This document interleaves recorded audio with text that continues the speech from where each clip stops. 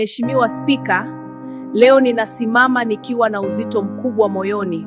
Ni uzito wa vilio vya akina mama wajawazito wanaopoteza maisha yao, sio kwa kukosa dawa, bali kwa kukosa vituo vya afya karibu na walipo. Mheshimiwa Spika, ni uchungu mkubwa kuona mama mjamzito anasafiri kilomita nyingi akiwa kwenye uchungu wa kujifungua, akipanda pikipiki, akitikiswa na barabara mbovu, akipambana na maumivu ya hofu ya kifo.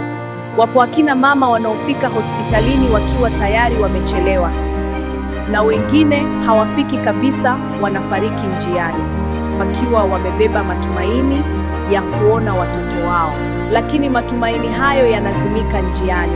Mheshimiwa Spika, naomba tusikilize kilio hiki cha ukimya. Tuwalinde akina mama wetu, tuiokoe kesho ya taifa letu. Naomba kuwasilisha